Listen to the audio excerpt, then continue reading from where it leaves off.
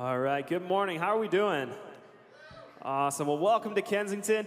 I am just so excited that you guys are here. I want to invite you guys to go ahead and stand as we start our day.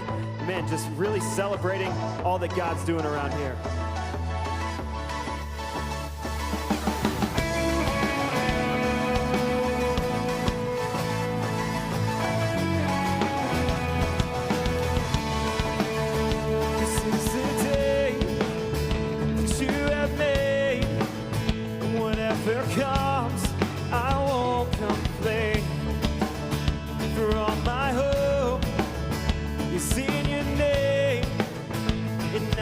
Joy awaits my praise. I give thanks for all you have done. I will sing of your mercy and your love. Your love is unfailing. Lord, I am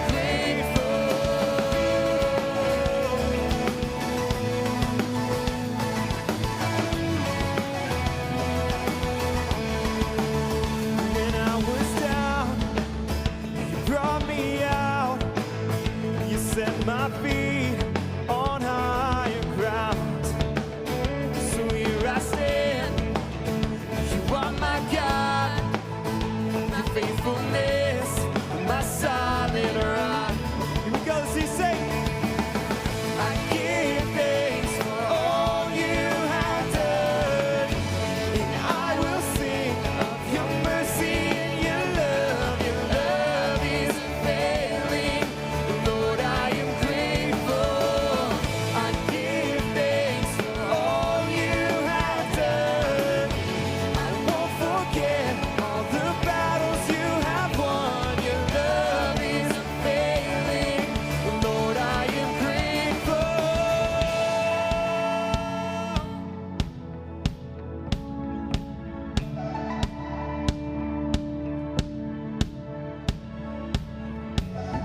as we lift our hands, the heavens open, heavens open. So let our lives declare the love our God has spoken over us. And as we lift our hands, the heavens open, heavens open.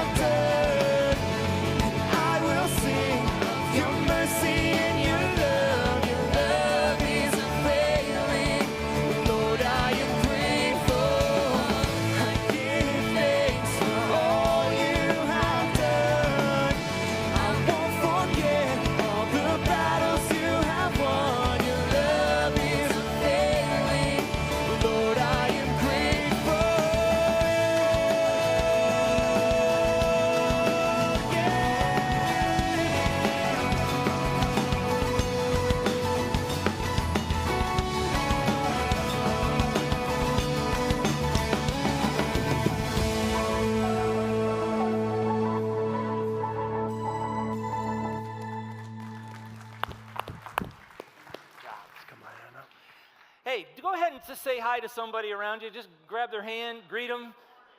We'll get going. Hey, buddy.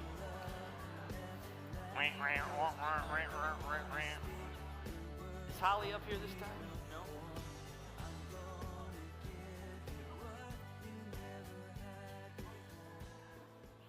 Hey, that was some good singing, you guys. It's fun, isn't it? Just to come in, kind of get off the treadmill of life and just think, God, thank you. You're a good God. You're doing great things.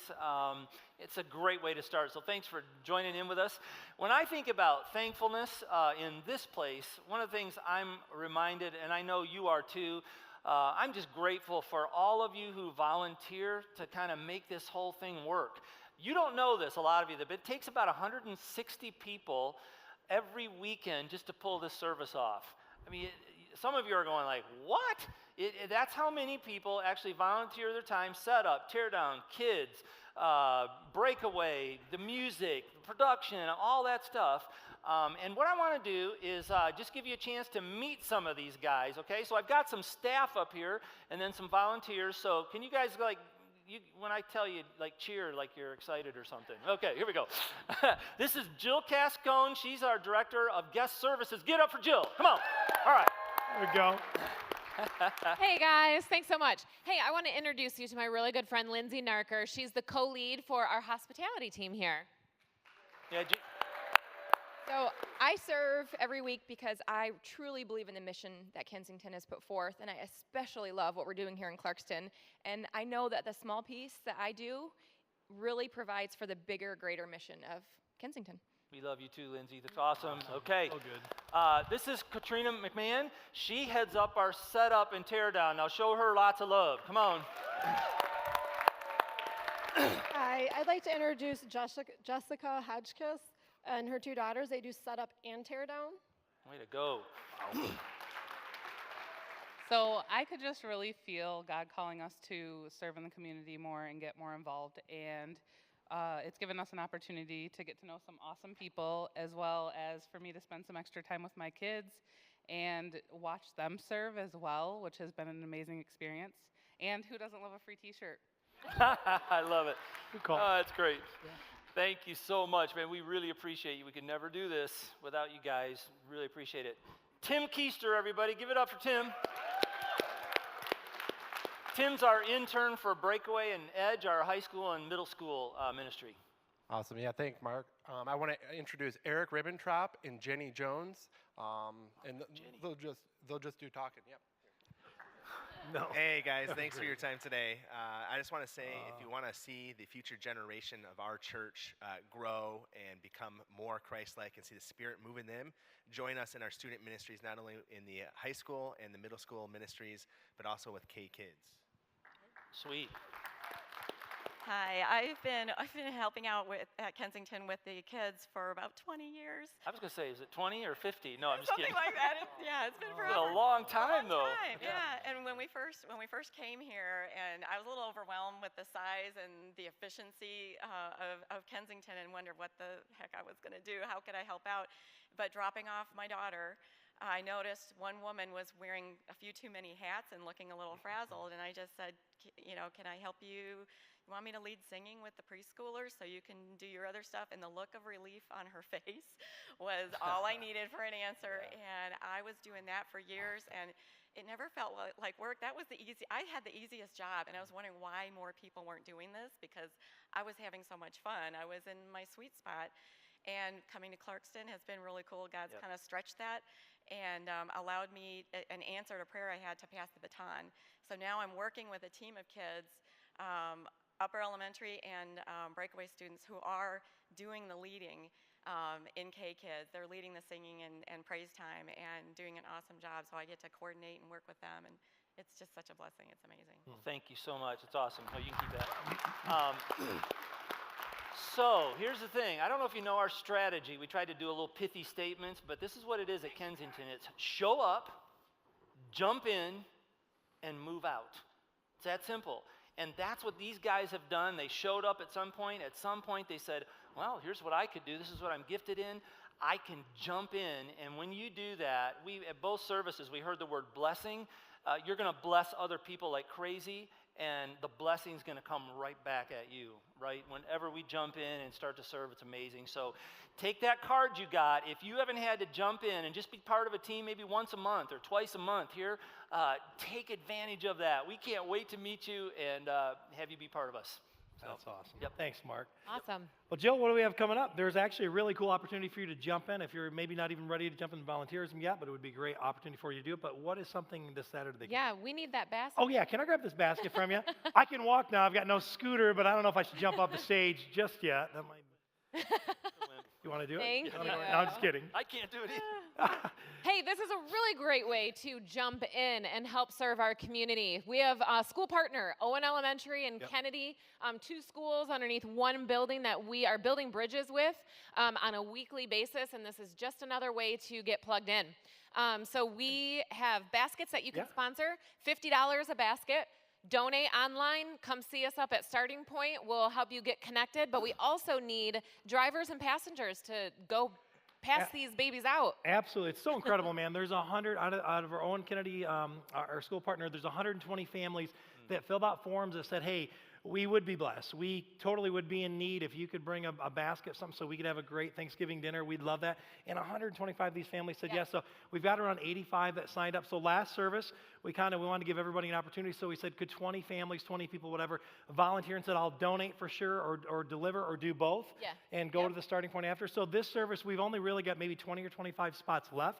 And again, I don't want you to feel pressured. It's really a great opportunity to do this, to bring a full Thanksgiving meal to a family that's in need. So do me a favor real quick. If you just kind of raise your hand and say, man, I would be willing to do that, right? I need about 20 or 25 households to do that. Thank you guys. Awesome. Thank you so much. Awesome. I think we're great. So afterwards, you go see Jill at Starting Point. Anyone in an orange shirt, we can help you out. Okay, perfect. Awesome. I love that. Thank you so much, you guys. Thank you guys. So cool, man. So what a great opportunity to do that. And by the way, look at the turkey that we're giving them too. This is like a killer turkey. It's just representative, right?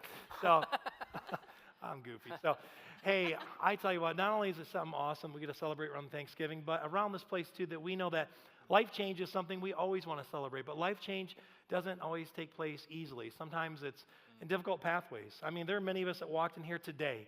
You're smiling, you're here, but truth be told, you had a difficult morning. Maybe you've had a difficult week or difficult year for that matter. And we get that. We love you. We're glad you're here. And so we believe this around this place, that God believes the very best in you, and that when you find an encounter with Jesus, that your life is transformed. And we want to share a story that's so similar to that of a young lady named Roma that discovered Jesus along her difficult pathway, and things changed in a radical way for her. So do me a favor, watch this story with us together as we see life change take place.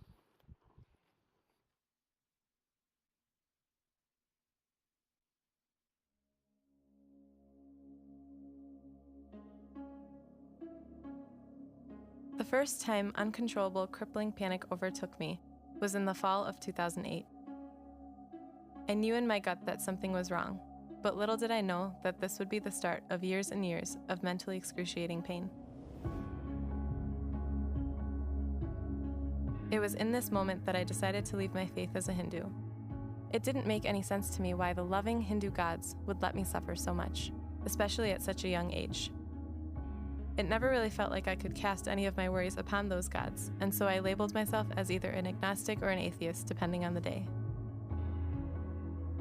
Throughout high school and my early years of college, I battled with crippling anxiety disorders. Though my mind felt numb and paralyzed from the pain, I was able to fake the functioning for a while. I went through my teen years always in a funk, a fog, a disconnection. The very disconnection I felt from the Hindu gods and myself was the same disconnect I felt from myself and the world. I felt hopeless and alone.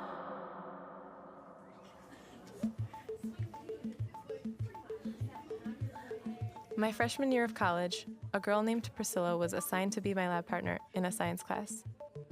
We got to talking and started to build a friendship. I opened up about my anxiety to her, and it was the first time I ever heard someone say to me too.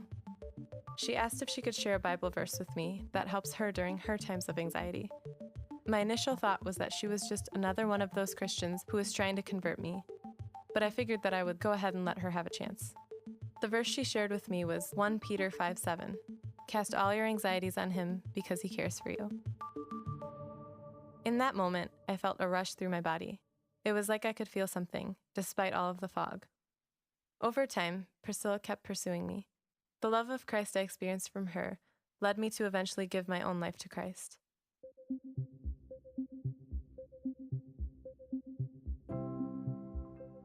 Kensington became a part of my life when my friend got married and moved away. I realized that my faith was more so just an extension of her faith, and I wanted to find my own relationship with Christ.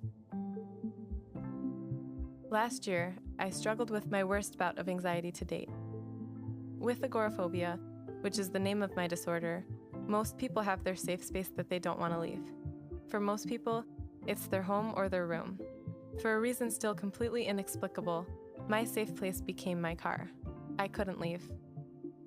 For almost an entire year, I had to drop out of class and quit working in order to pursue full-time car living. Everyday tasks became such a huge battle. I remember days where it took me hours to leave my car just to take a shower. Though I couldn't go to school, and I couldn't go into stores or even sometimes step foot into my own living room, I was able to go to every single church service on a Sunday. Whenever I was at Kensington, I felt safe. Whether it was an 1829 worship event or a noon service on a Sunday, I felt the Holy Spirit so strongly whenever I would be inside the walls of Kensington. The first time I went to a Sunday service, I remember sitting next to a girl named Renee. When Steve Andrews told us to shake hands with the person sitting next to us, I shook hands with her. She gave me the most welcoming smile and asked me if I was new.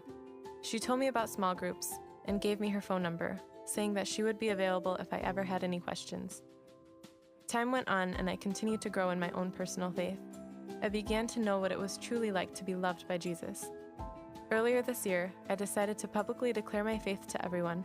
I got baptized in March and decided that there was no turning back this time. Because Jesus has healed me, I no longer need the car for safety. I just need Him. Thanks to Him, I'm back in school and set to graduate in December. Thanks to Him, I'm working again. Thanks to Him, I have a community of supportive friends from Kensington, all the way from 1829 to Celebrate Recovery friends and more. But above all, thanks to Him, I have a place to cast my anxiety because I know He cares for me.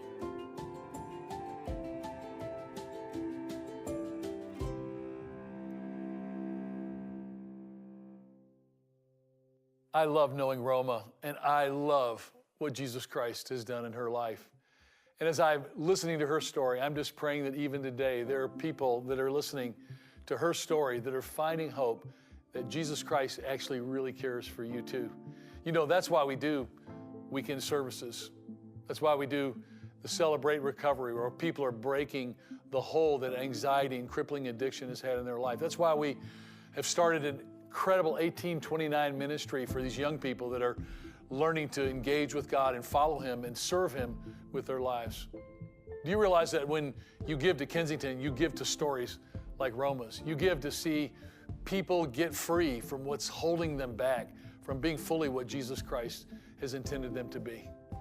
And so this year in, I'm actually challenging you, inviting you and challenging you to make a year-end Christmas gift to Kensington. It's what I'm going to do because honestly, I believe it's worth my life. I believe it's worth everything I've got, and I believe it's worth your life too. I mean, honestly, what better investment could we make in our lives than seeing stories like Roma's take root in this world? I love that. I resonate with what Steve is saying because this is why we do what we do. It's why we have weekend gatherings or kids ministries or retreats or Celebrate Recovery or Thanksgiving baskets. It's so we can see life change, so we can see more of Roma's, right? And we can see that for all of us who've had that our pathways going here and Jesus gets introduced and everything becomes better, because I love that too about life change here, that we believe we get to introduce a God that believes the very best in you, even when you don't, and can bring the very best of you, even when you think you can't. And for Mark and I, we love that. I love that Roma at the end of her statement was saying, thanks to him, because it's not Mark, you know, even though I love you and I think you're sharp and you're good at what you do, right? And it's not Jeremiah, it's none of us, it's Jesus Christ. And when He enters your life, everything changes for the better. That is what we celebrate, and that's what we love, and that's why we really do believe, resonating with Steve, that of all the things you could give to, we believe giving to this place is more than a building or a program. It's about people, and it's about life change in those people too. Yeah, so sweet. Would you mind just praying with me as we start? I thought it'd be a great way to start our service off. Lord, wow, just already, I'm so grateful. It was really awesome to take a deep breath this morning and just sing a song of praise to you, just kind of remembering that every good thing that we have, and we have so much good in this country, comes from you. And then on the other side of it, because every one of us has the struggles and the hard parts of life, that there you have promised to meet us, and you're creating communities of people to gather around us who want to encourage us and strengthen us and challenge us and love us. And so I'm just grateful for that. I'm grateful for the opportunity to be part of your movement as you bring your beautiful kingdom into reality even now. God, I just want to pause too and just think of the families in Sutherland. You know, again, we come to you with this unbelievable tragedy and just ask that this weekend, which is so close to what happened, that you would move in a mighty way, that people would be surprised by how powerful they sensed your presence of healing, even peace somehow giving comfort and sustenance during this time. And then today, God, as we approach this topic that we're going to dive into in just a couple minutes, God, just give us freedom to hear what you have to say. And we invite you to take control of this room and give us everything good, again, that you have to offer to us. And we ask it in Jesus' name. Amen. Thanks, bud. Today, we're starting off a new series, and as we do that, I'd like to ask our ushers to come down, and we're going to go ahead and take our offering at the beginning of our service today. And kind of Steve's already alluded to it, you know, at the heart of it, I mean, there's lots of programs and lots of stuff going on. There's services and equipment and all that, but, you know, at the bottom line, it's really having a chance to just reach more and more people with this amazing good news. I always call it the best kept secret in America. Is what God has for us. And so it's really great to be able to be a part of that. This series, the questions Jesus asked, is really powerful because there's about 130 questions in the scriptures where Jesus actually asked a question. And he had a knack of asking like just the right question at just the right time. And often his questions are rhetorical. They're like, he asks a question, but he's not really asking for an immediate answer. He's asking a question that's going to really make us think and go deep inside on an issue that's really important for us. And so for this week and the couple weeks following, we're going to dive into that. And today we're going to be looking at the question, which is a paraphrase from a verse that we're going to look at today, but it's, why do you judge? Why do you judge? Now, I don't know if there's a more explosive issue for our community as believers or followers of Christ than that one. And to kind of get us introduced into this topic, we're going to take a look at about 6 people that are Kensington people. They just attend Kensington at our different campuses. And they're going to kind of introduce this topic of judgment, but I want to give you their background so you kind of know who they are, okay? Here it is, Suda. She sits in Kensington services, but feels awkward many times and makes sure that she and her husband laugh when everybody else is laughing just so they can feel part of something. Jenna was born 100% deaf, both ears. She had a device implanted by one of her ears, or in one of her ears, so now she has partial hearing. But because of the device, she feels judged by the deaf community, and because she's deaf, she gets judged by mainstream community. Eddie, he's accused of being a gang member because of his tattoos, or even a neo-Nazi when he had his head shaved. Angelina, because of her dialect, she's been dismissed as a person and has received complaints at work by being told, hey, can I please talk to someone who speaks English? Madison walked into her first engineering class at college and was asked, what's Barbie doing here? Because she's female, has long blonde hair. Libby, a teenage mom who is now ignored by the teachers and friends who she thought loved her. To this day, she still receives text messages calling her a whore.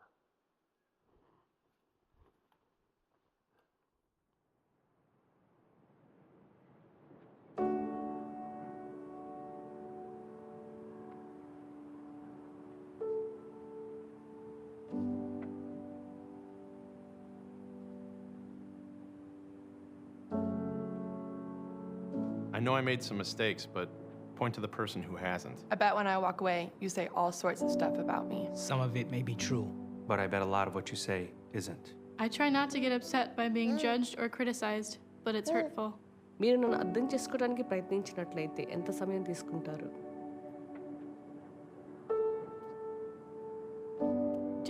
know the hurts from my past? 你知道我叫什么吗？ Whatever I've done in my life so far, whether right or wrong, There is probably a reason. నేను మీకన్నా వ్యత్యాసంగా ఉండి ఉండొచ్చు. 我们或许是一样的。 How would you know? Maybe I just need to be loved.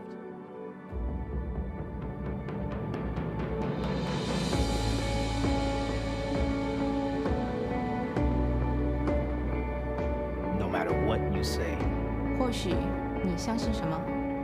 లేదా మీరేం చేస్తారు? you're bankrupt without love. Love doesn't give up.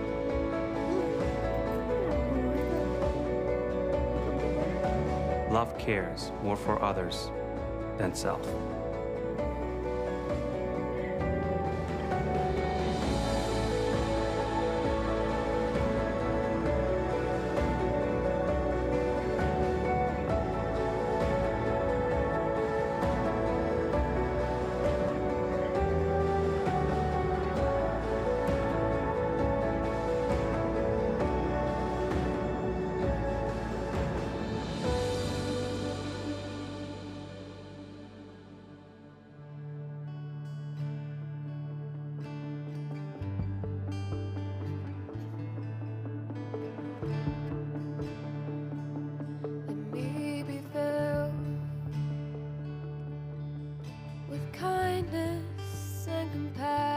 For the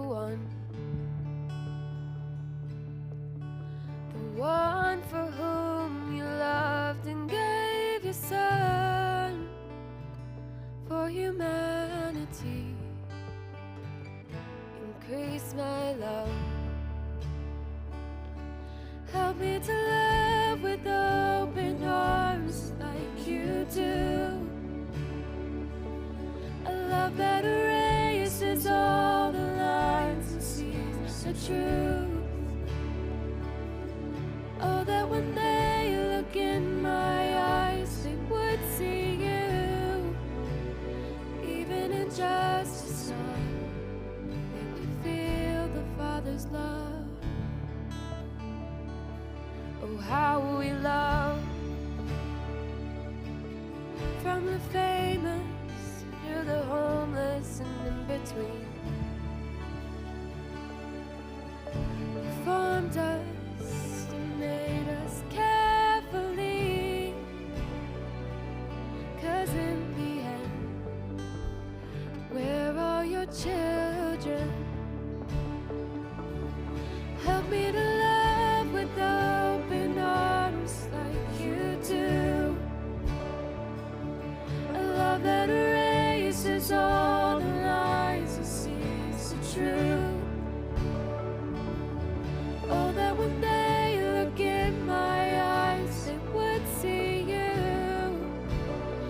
Even in just a smile, they would feel the Father's love. That all my life tell of who you are. And the wonder of your never-ending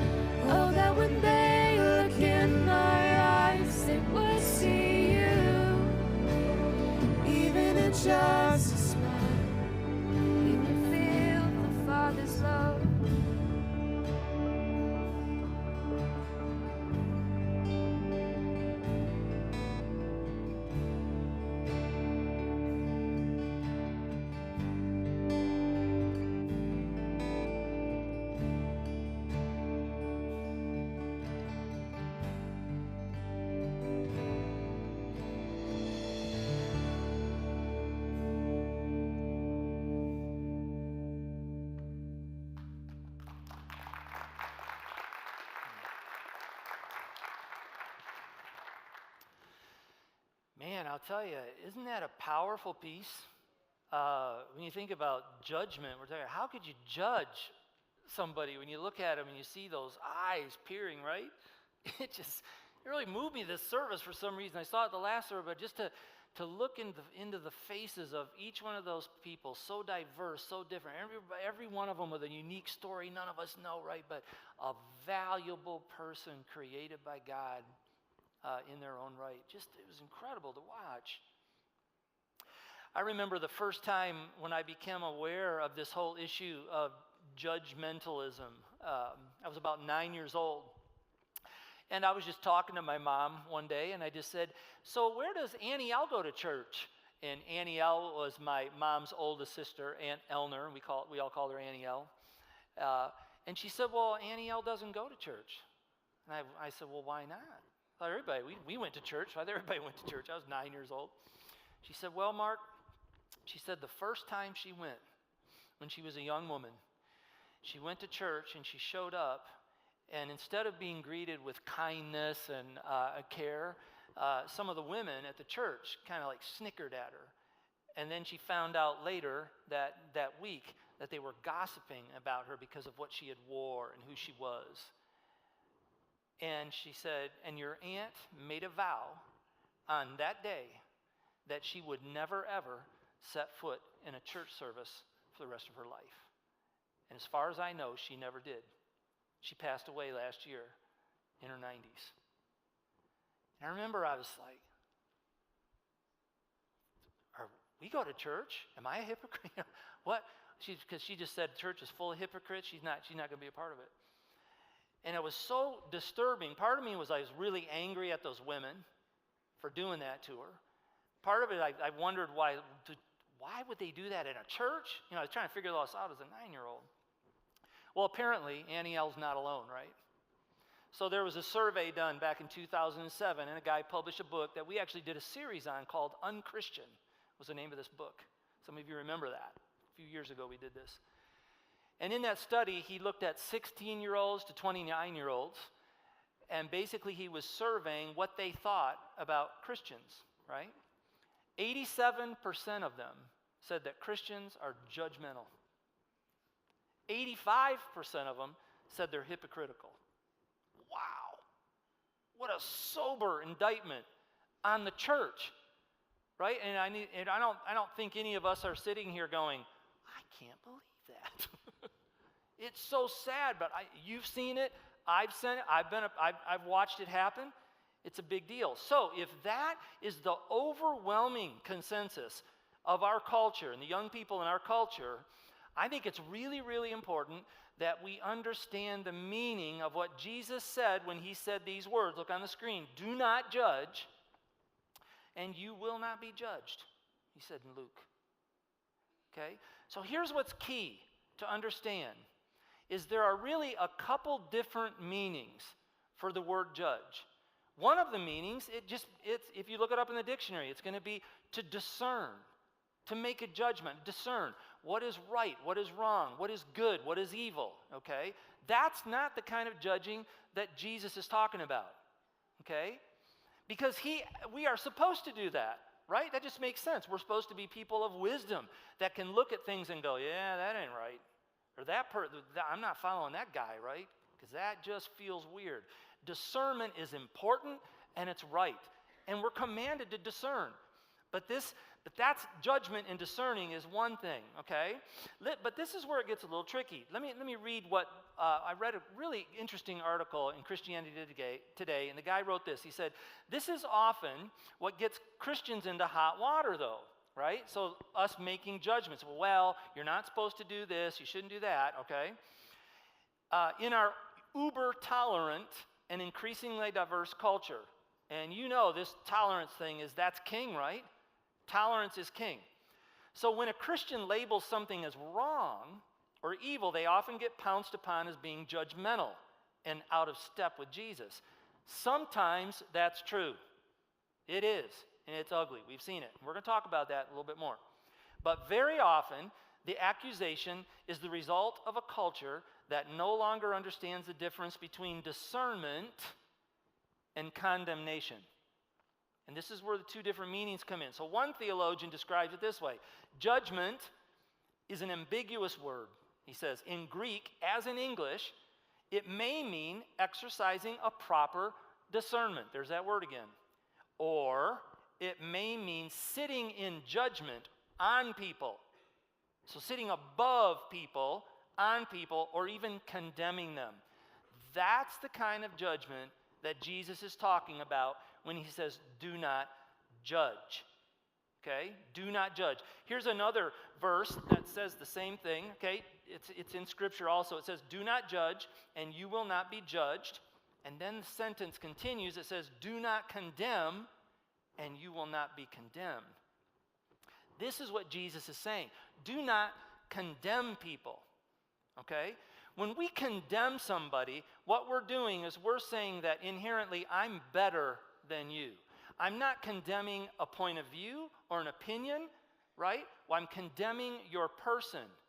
I'm saying you're less than. You have less value than me. And that gets very, very, very dangerous. If you remember in our bias series we did just a few weeks ago, we talked about how in Nazi Germany, right before the Holocaust, they started a propaganda scheme that started blasting over loudspeakers all over, right, in Germany, that Jews were rats and vermin and dogs, and they called their women whores. Why did they do that? Because if they could get us to think that they're really not people, but they're just a thing, it's a lot easier to kill a rat than a person. And ultimately, when we judge people, we take their humanity and throw it out and replace it with a label. And they become an it instead of a person. Does that make sense? That's the kind of judgment that Jesus is saying, do not do. Be careful. The other part of judgment that is almost connected to this, almost always, is that people judge so that they can feel better about themselves. So if I point something out to you and I lower your value as a human being, what does it do for me? It brings me up here. I got to tell you, man, have any of you guys listened to sports talk radio, or how about the political radio deal? Liberal, conservative. I mean, if people disagree with my opinion, you're an idiot.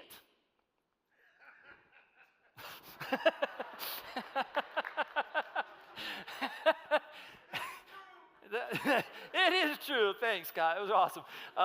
Yeah, but I mean, isn't it true? Or I listen to sports radio sometimes and I just want to go, seriously, dude, can you hear yourself? I mean, who are you? Right? But that's our culture. Instead of just saying, I disagree with your opinion, I take a value, I judge you so that you fall below me as a human being. Very, very dangerous. That makes sense? This is what Matthew records Jesus saying, and this is where we got our title. I said we paraphrased, why do you judge? Jesus didn't actually say, why do you judge? But he did say this, and this is where we got it from. Do not judge, or you too will be judged.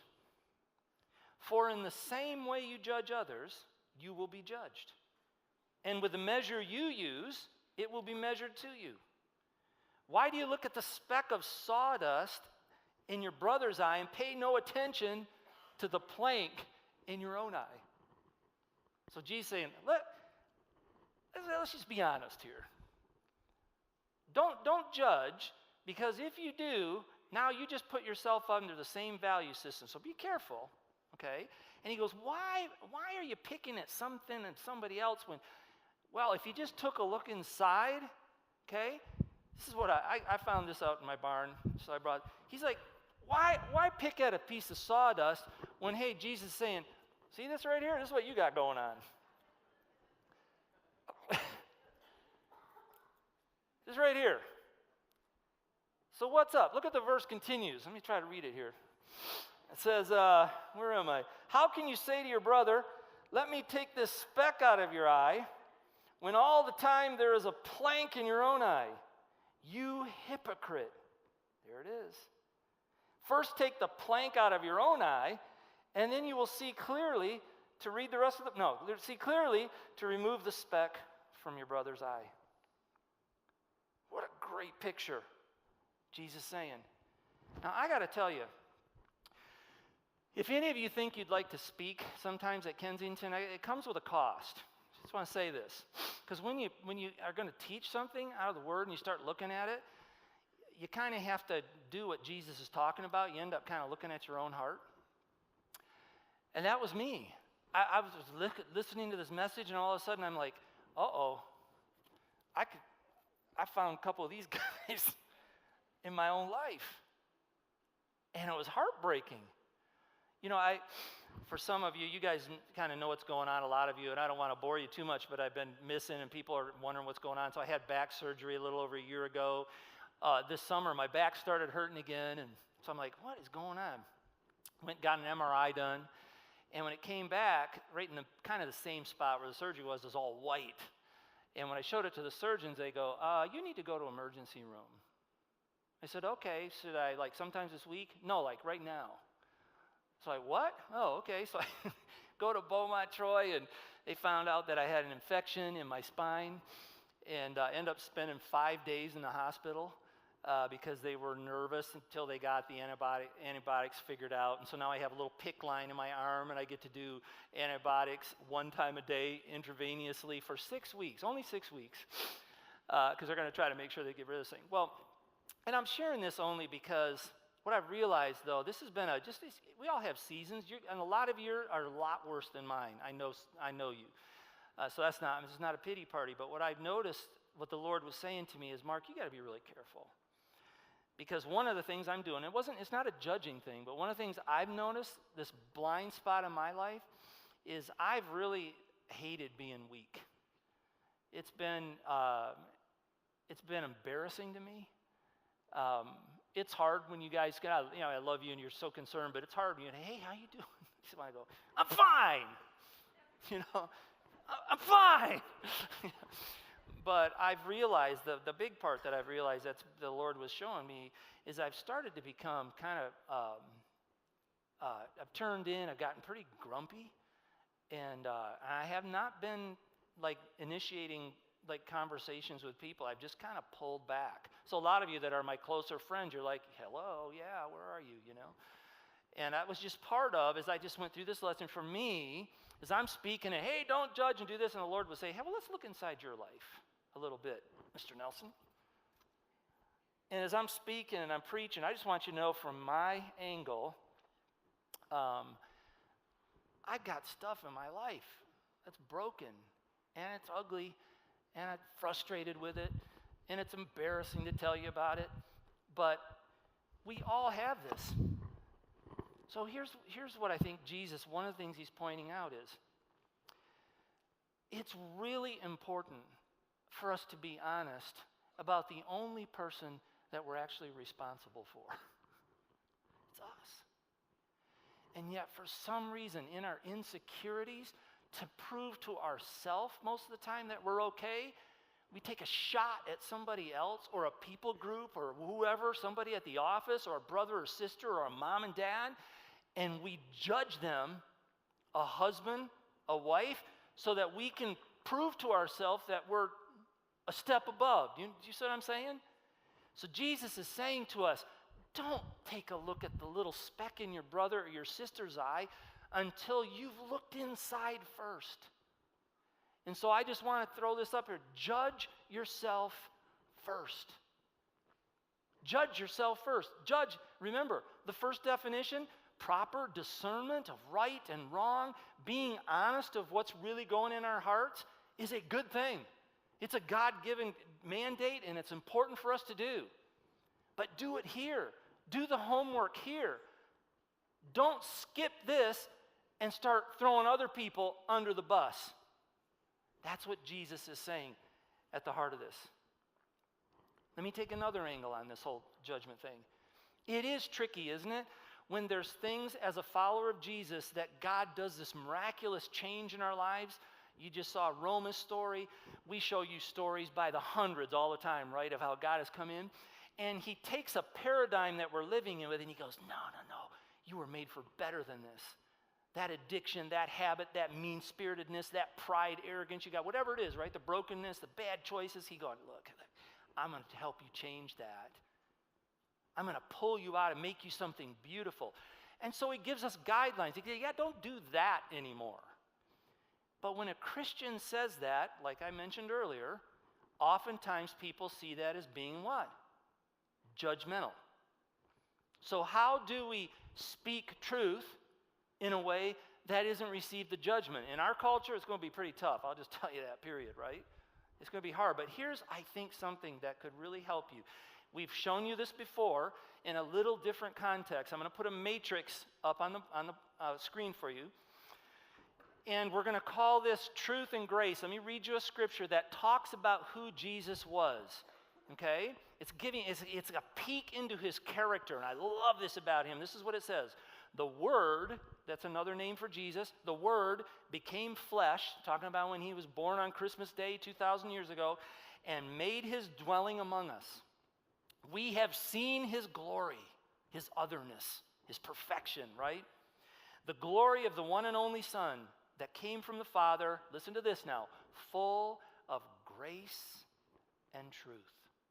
Listen to those two words, grace and truth.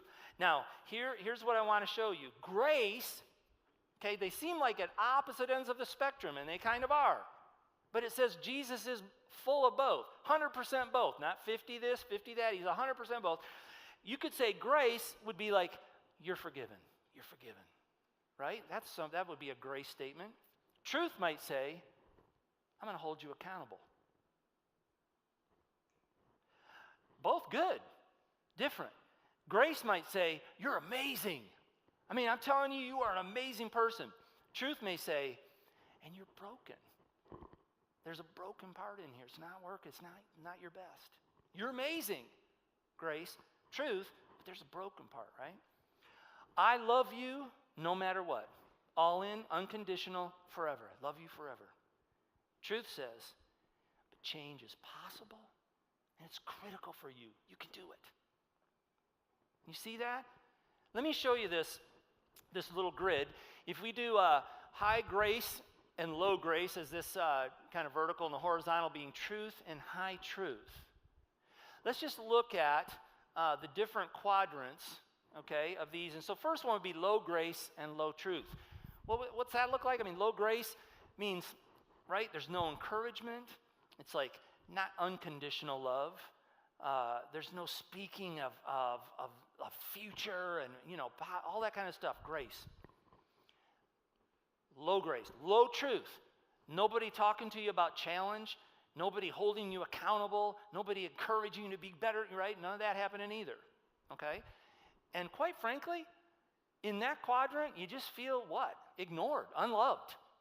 It's like, yeah, you know what that says? I don't really have the time to even, whatever, have a good life. Unloved. Okay? Now, if we move to high grace and low truth. High grace and low truth. So now you've got lots of encouragement, maybe unconditional love, celebrating you, always having, all that kind of stuff, but really not saying any truth. It's like, well, you know what? I'm just kind of, you know what? I don't want to hurt his feelings. And if I say that, geez, man, I don't know what he's going to do, right? That can be an enabling thing. And a lot of us in this room have experienced this in our family relationships. It happens all the time. I mean, right? You've got somebody that's really struggling. It could be like an addiction, for example. That's kind of an easy one to look at. It could be something that's really, really damaging. Everybody knows it. You know it, but nobody's going to say anything. It becomes an enabling thing, okay? Look at this next quadrant. Low grace and high truth. Low grace. So again, not much encouragement, not much love, but a lot of pointing stuff out. You know what? You did it again? Seriously? Boom. Come on, man. Boom. Truth. Constant picking. And that's where we start to feel judged in this quadrant. And this is what Jesus is alluding to. Somebody that's pointing out stuff, no relationship involved, no love. I don't even know the person, but I'm tearing them down. That's what I thought was so powerful about that video watched. Did any of you guys know any of those people in that video? I didn't. I don't think I knew one person in the video. I did. I knew one. I just remembered one.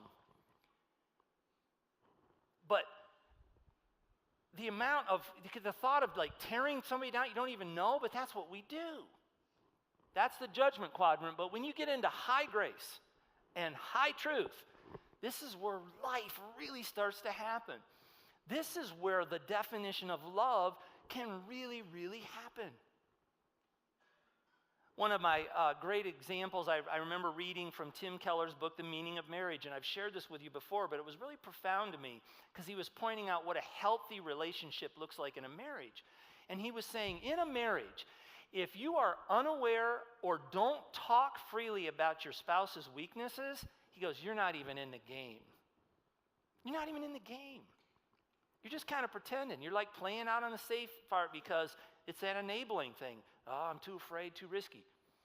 But the great part, see, about talking about your spouse's weaknesses in a love relationship is that you're doing it so that your spouse can be what they were created to be.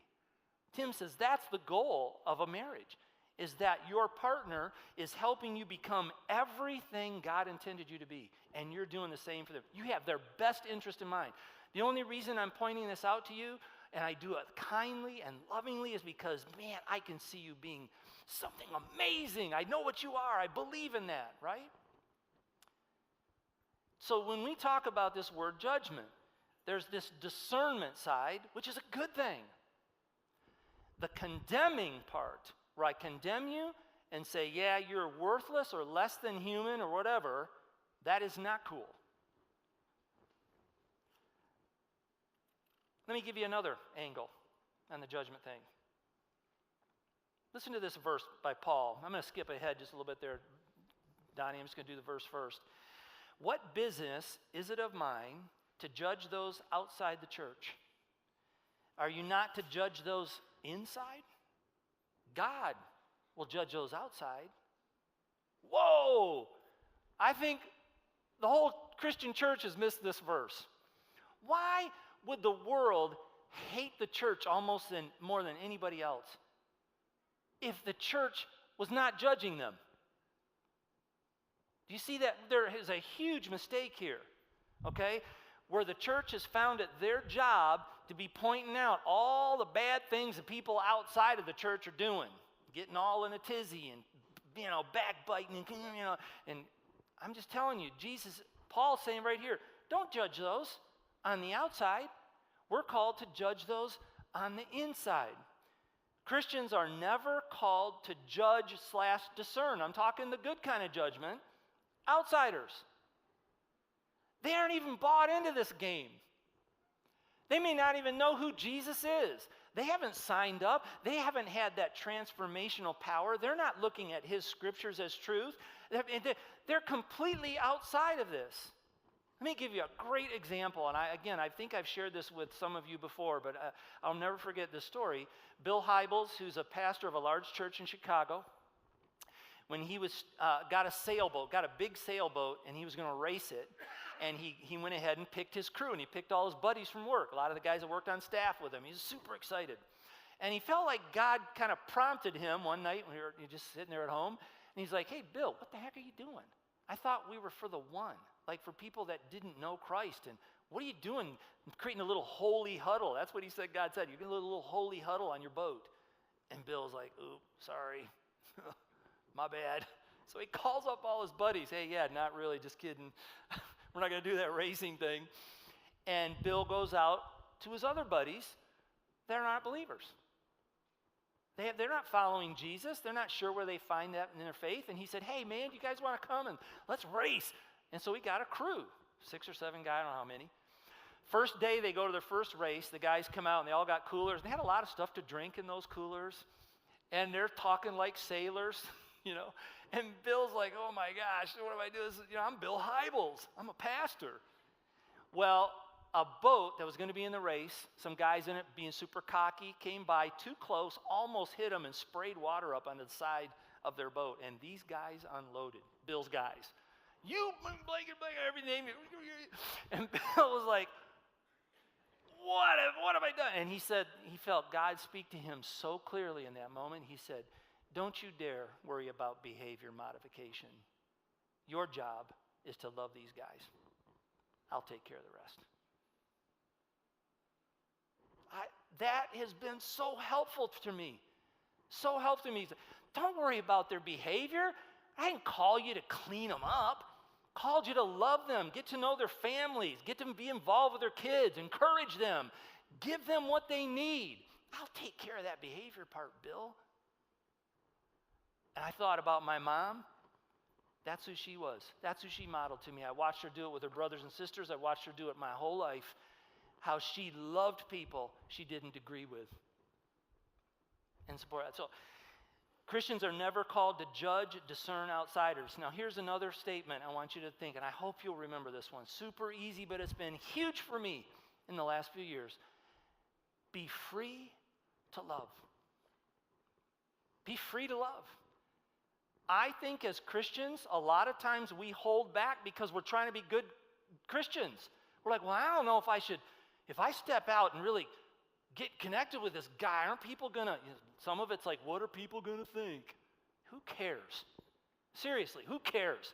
And the second part of it is, can I really love a person that is doing something that the scripture or that Jesus would teach is just harmful and so forth? Of course you can. Be free to love them. And not just like politely, like this. Grab them, hug them, love them, get involved in their lives. Be free to love. Don't let the enemy tell us we have to pull back and point out all the ways that we're different. God will take care of that in His time. Isn't He doing that with you and me? How patient is He with your log in your eye? Come on, answer me. Has He been patient with you about the log in your eye? I can't believe how patient He is. Seriously. Do you know what Scripture says about God? It says it is His kindness that leads us to repentance, that draws us to Him. It's His kindness. It's not His judgment. It's His kindness. And Jesus is inviting us to live that same way. I don't know about you. This is a great message. How many of you, raise your hand, if you've ever felt conflicted, like, I'm not sure if I can really love as a father. Anybody ever felt that? Raise your hand. Be free. Love. 100%. God will take care of them. Your job is to love them. Now here's the thing. As you move in relationship with people, and in this context of following Jesus, and people begin to follow Jesus, and you're moving in relationship, you're getting closer to each other, then it's appropriate to judge, discern judge, right? It'd be weird if you had a friend, and it's like something's killing him, and you're like, I'm not going to say anything. Wouldn't you step in and help the guy? Because you love him, because you're in a relationship. Husbands and wives, I want to challenge you. I want to challenge me and Callie, man. We've struggled to being honest. I don't like, telling Callie she did something wrong and then woo, or vice versa. Believe me, I haven't responded so great when she's challenged, but I want to get better at that because that's the way it's supposed to be. That's when it's really great. High what? Grace. And how much truth? High truth. See, that's beautiful in loving relationship, but never, and I want to end with this statement, Christians are never called to judgment that's a condemning kind, that says you're less than me. But how free can we be to love people and enjoy people of every kind, of every opinion? You know what I'm really hoping for Clarkston? I really hope, because I haven't seen it happen very many places. I'm hoping this will be a place where we can completely disagree on like really important stuff and still hang. Because you can't do that. See, in this world, it says, I can't disagree and hang. I got to disagree and call you an idiot and hate you. Wouldn't that be great? To really disagree? Because I'm not going to agree with everything and you're not going to agree with everything with me, but what if we could love each other and still disagree? We're going to take communion to end our service, and I love this. And I'll tell you why. And ushers, you can go ahead and come on down and begin to pass out the bread right now. And we'll sing a song. We'll just hold that bread and we'll take it together. There's a verse that we all know. We taught about it couple weeks ago, John 3:16, for God so loved the world that he gave his one and only son, that whoever believes in or puts their trust in him will have everlasting life, right? John 3:17, very next verse. It says, for the Father did not send the Son to what? Condemn the world, but to save the world through him. Do you hear that? Even Jesus, perfect God, did not come into the world to condemn you or to put you under him. He went below us and gave his very life for us. Isn't that amazing? And so communion, we're going to remember this amazing gift of his life that he gave for us.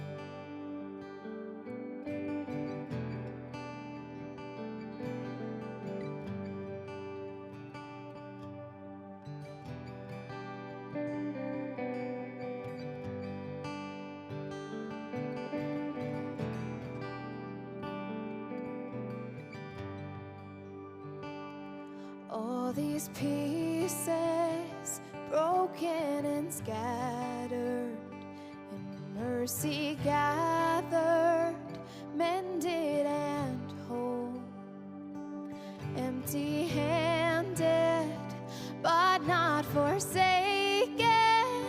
I've been set free, I've been set free. Amazing grace, how sweet the sound that saved a wretch like me. Oh, I once was lost, but now I am found. Was blind, but now I see. Oh, I can see you now. Oh, I can see the love in your eyes, laying yourself down, raising up the broken to life.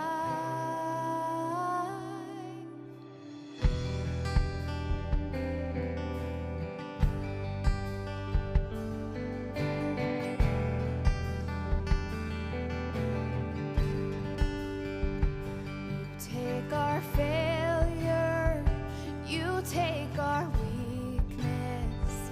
You set your treasure in jars of clay. So take this heart, Lord, I'll be your vessel, the world to see your life in me. Oh, amazing grace, how sweet the sound that saved a wretch like me. Oh, I once was lost, but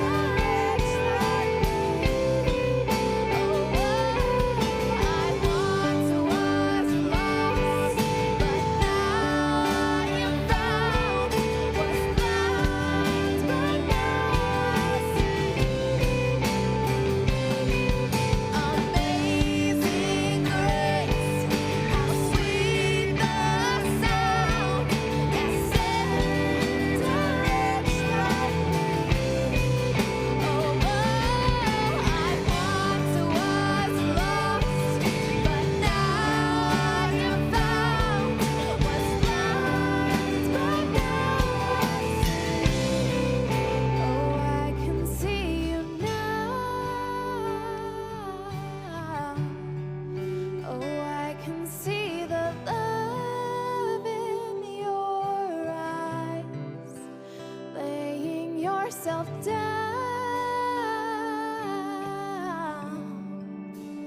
raising up the broken to life.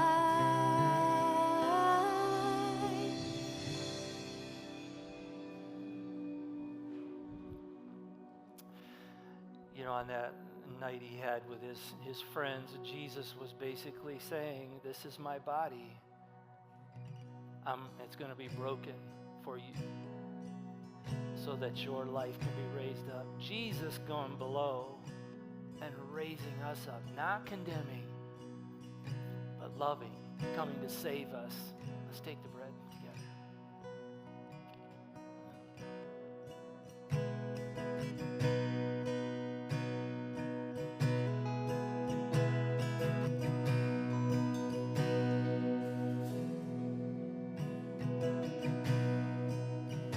Are you hurting and broken within, and overwhelmed by the weight of sin? Jesus is calling. And have you come to the end of yourself? And do you thirst for a drink from the well? And Jesus is calling.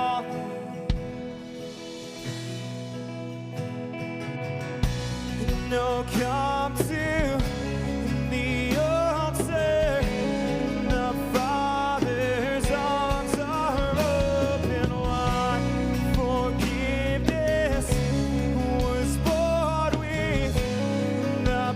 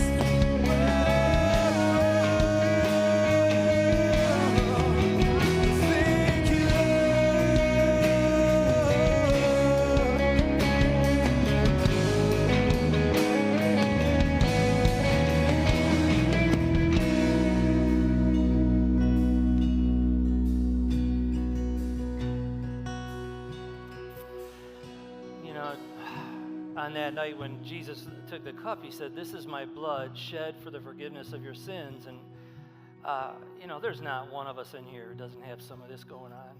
And for some of you, I just want to encourage you today. This may be the day when you say, "Jesus, I can't do this. I can't carry this thing around anymore.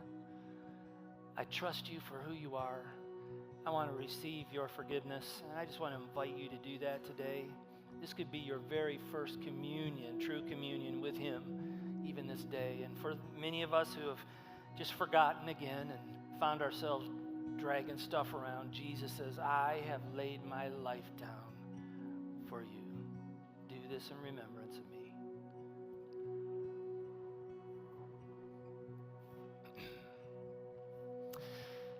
Some of you have made that decision just recently. I know some of you guys that went to Man Up, you made that decision. You made a decision for the first time to put your trust in Christ. And then some of you that went to the Breakaway and Edge Retreat had done the same thing. And we have baptism celebration next weekend. And if that's you, but you haven't had a chance to declare publicly that what Jesus has done in your life, go to Starting Point just on your way out and say, "Hey, I'd like to sign up and be able, let's celebrate with you." It's an amazing time. So don't miss out on that. Don't be afraid. Don't be shy. And let's celebrate together this amazing work that God's doing in your life if that's you. So, wow, I hope you go home and you find somebody to be free to love. And don't do it reservedly. I mean, grab somebody and love them all out, full out. No judging. You don't need to do that. God will take care of that. Does that make sense? All right. Well, I'd love to see our whole community kind of know this place as somebody that really loved and didn't judge. All right? We'll see you. Have a great day.